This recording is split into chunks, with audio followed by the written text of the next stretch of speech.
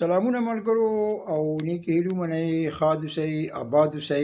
یو شعر درسره شروع کومه او یو څو خبرې.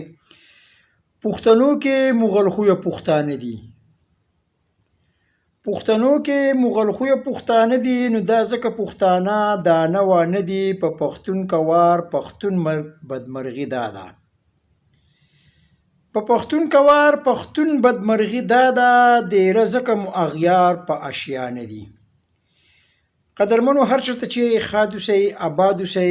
یوې خبرې ته مې ذهن لاړو او اکثر زه او زما ملګری رحیم خان همرس صاحب موږ په دې موضوعګانو باندې ډېر بحث کوو، ځکه چې په موږ کې تر اوسه پورې مثبت سوچ نشته دی او مثبت سوچ موږ له زموږ سیاسي مشرانو هم نه دی راکړی او زموږ تعلیمي ادارو هم نه دی راکړی، په دې کې هغه هم باقاعده مولویست دي.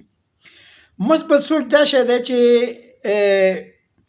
منګه اکثر په پنجاب پورې لګیا یو چې پنجاب زمونږ بجلی استعمالوي، اوبه زمونږ دي، بجلی زمونږ دي، ګټه زمونږ ده، غرونه زمونږ دي، ماربل زمونږ دي، او زی پنجاب ته او هلته کې چې دا پکارېږي او بیا د هغې ځګي نه خیبر پښتونخوا ته راځي یا دغه شانتې چې دی نورو هیوادونو ته ځي، نورو علاقو ته ځي. نو قدرمنو، خبره داسې ده چې موږ چېرته کې یو مثبت سوچ دا ځکه نه دی کړی چې په خیبر پښتونخوا کې څومره شتمن خلک دی، نومونه یې زه نه علمه، هر چاته معلوم دي. بیا زه د سوات یم، نو که زه خپل سوات وګورم، نو زمونږ سوات چې دی هغه په دې کې ښه کروړپتیان او کرپتیان دي. که هغه خلک وغواړي نو هغه د پښتنو دپاره او د خیبر پښتونخوا په دې خاوره یا په سوات کې داسې کارخانې لګولی شي چې په هغه کارخانه کې بلها پښتانه په کار کیدی شي، خو هغه داسې نه کوي. هغه یا مارکیټونه جوړوي چې تیارې کرایې ته کینی، یا باغونه جوړوي چې سالانه هغه اډوانس خرڅوي ده او د هغې پیسو ته راځي.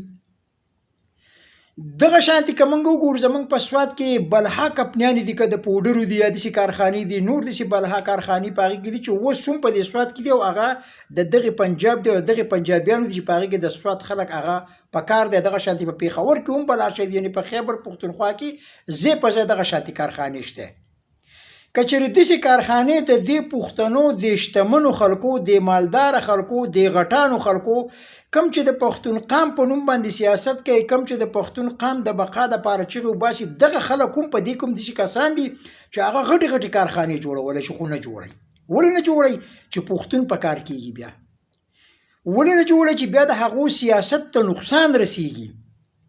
زه د پنجاب مرسته نه کوم، زه پښتون یم، زه په پښتنو خفه کېږم، زه د پښتون په خاوره باندې پیدا شوی یم، د پښتون په دې خاورې ته به زه واپس ځم. خو حقیقت داسې دی چې پنجابیان چې دي هغه د کرایې په کور کې کیني، خو هغه کاروبار کوي. مونږ کرایانو له کورونه جوړو چې بل پښتون دی چې هغه دروازې ته هر وخت ولاړو چې هله کرایه راوباسه که نه کور خالي که، خو د کاروبار دپاره داسې یو ځای نه جوړو چې په هغې کې زموږ پښتانه وروڼه زموږ سره په روزګار شي. او یو قام تر هغې پورې ترقي نشي کولی چې څو پورې هغه تاجران شوي نه. زمونږ د ماربلو په بونیر شو، یعنې ځای په ځای د ماربلو غټ غرونه دي، دا چې پنجاب ته ځي او د پنجاب په ځای دې پښتنو دلته کې غټې غټې کارخانې جوړې کړی وی، دې حکومت په دې لکه بجلي نه ورکړی، بیا به سره چې دی بیا به موږ حق به جانب وو. غټې کارخانې ټولې په پنجاب کې دي، څومره چې غټې غټې کارخانې دي هغه په پنجاب کې دي. نو چې هغو ته بجلي بنده کړي نو څه چل به کوي؟ نو دې پښتنو له پکار دي چې کم چې شتمن دي هغه دې سوچ وکړي د دې غریب ولس دپاره په خیبر پښتونخوا کې د یو مالداره، د یو کروړپتي، د یو کرپتي هم کارخانه نشته، نه به یې څوک ثابته کړي. دقه تیار غټ غټ مارکیټونه جوړېږي، غټ غټ بلډینګونه جوړېږي او بس باغونه دي هغه اړی هغه ختموي او د شلتالانو باغونه دي، بس دقه شیزونه دي کم چې تیارې په تیارې روپۍ راځي او خلک پکې ناشي، که د هغو نه خرڅ کړي که نه کېږي، خو چې دو دغه ته کینو کرایانو ته کینو او کرایانې واخلو.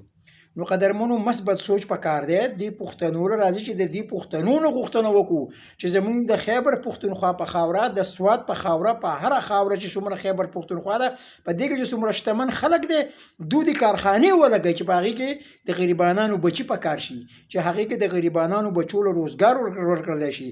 نو بیا ګورو چې حکومت پاکستان زمونږ نه بجلي څنګه اخلي او زمونږ کارخانو له بجلي څنګه نه ورکوي. قدرمنو دغه یو څو خبرې مو در سره شریکې کړې. په لوی الله مو سپارم، د ځان خیال ساتئ. سلام علیکم ورحمة الله وبرکاته.